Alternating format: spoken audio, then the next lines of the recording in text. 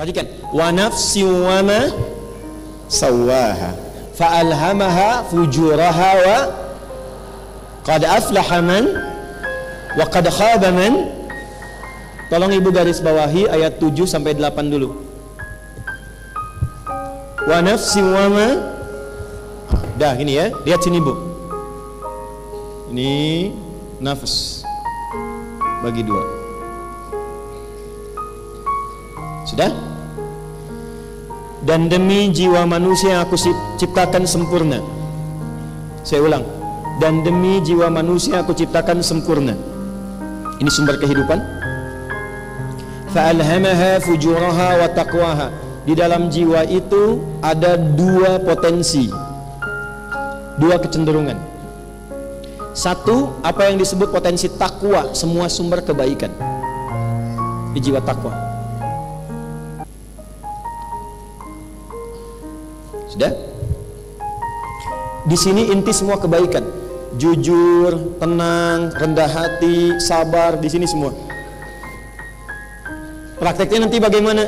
Ibu ingin mempraktekkan sifat ketenangan tadi supaya muncul sakinah. Suami lihat, suami terikat, suami nyaman, suami tenang dan terjaga dalam rumah tangga. Ini yang harus diekspor di sini. Tapi ini punya lawan, namanya fujur, yang sering kita sebut dengan nafsu. Fujuraha wa taqwaha. Jadi kalau di sini ada jujur, di sini ada dusta.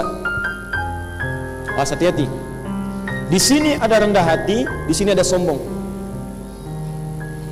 Kalau semua dari tubuh kita sumbernya dari sifat fujur, maka yang keluar perbuatan buruk. Contoh, bu, lisan ini nggak bisa berkata kecuali jiwa kita memerintahkan, katakan ini. Kalau diperintahkan dari dalam hati kita, kolbu kita, katakan yang baik, keluarlah baik di lisan. Tapi kalau kata kolbunya keluar yang jelek dari sifat fujur, maka keluarlah yang buruk. Karena fujur adanya di nafas, yang buruk disebut su, nafas dan su disingkat jadi nafsu. Itu ada di Quran surah ke-12 ayat ke-53, paling kiri sebelah atas di mushaf. Quran surah 12 ayat 53. Wa ma ubarni'u nafsi innan nafsa la'ammaratum bis su. Nafas ketemu su menjadi nafsu. Pelan-pelan. Jadi nanti semua tindakan-tindakan manusia itu kalau bukan dari jiwa takwanya, keluar dari perintah nafsunya. Kalau dari nafsu itu keluar keburukan, diminta mencuri, diminta mencela, diminta berzina, diminta selingkuh, itu nafsu semua. Kalau keluar dari jiwa takwa, keluar yang baik semua. Aura baik, kemuliaan, kebaikan, kesopanan, itu takwa.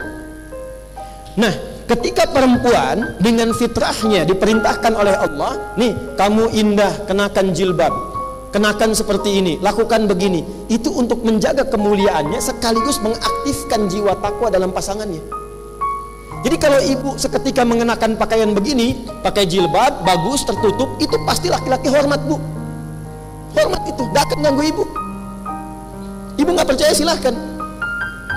Preman sepreman-premannya, lihat ibu berjilbab, rapi, bagus, itu untuk menggoda, untuk mengusik, itu sungkan. Ganggu tuh, lewat.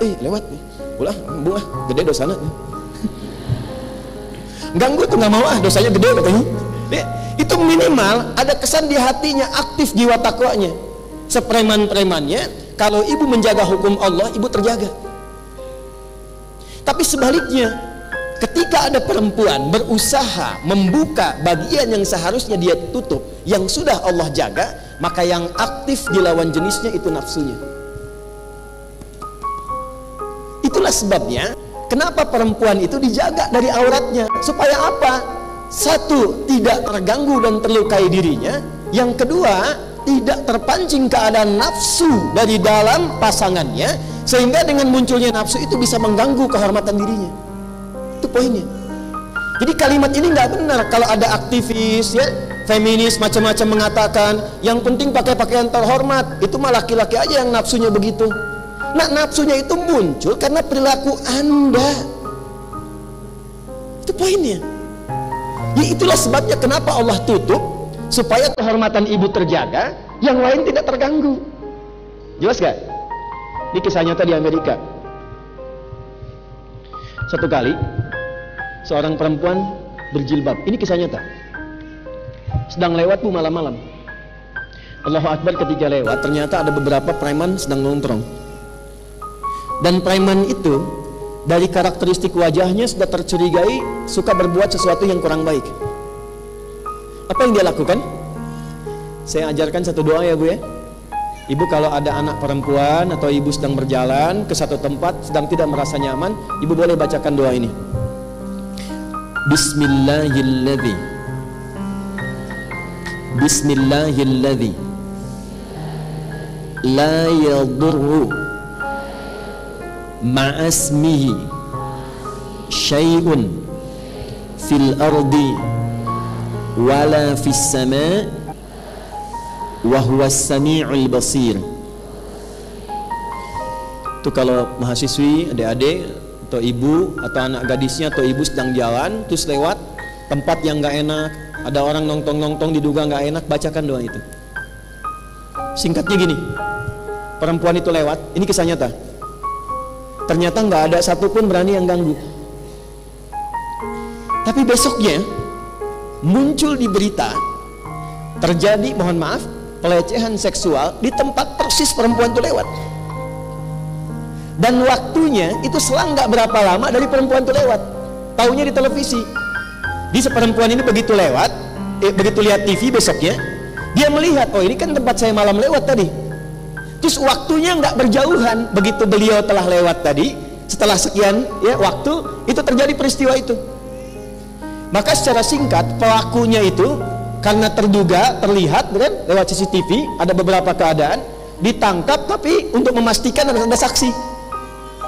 Maka datanglah perempuan berhijab ini ke kantor kepolisian mengkonfirmasi. Ketika kemudian diperlihatkan, betul, itu juga yang saya lihat ketika saya melewati tempat itu. Penasaran setelah itu, maka dia datangi pelaku tadi, dia tanya perempuan ini, saya mau tanya pada Anda, kan sebelum perempuan yang Anda lecehkan itu lewat, saya akan lewat, kenapa Anda nggak lecehkan saya? Apa jawab preman-preman tadi? Mereka katakan, kami tidak berani melecehkan Anda. Kenapa? Karena saat Anda lewat tadi, di samping Anda itu ada pria-pria berbadan besar yang selalu menjaga Anda saat lewat. Ini kisah nyata. Kisah nyata.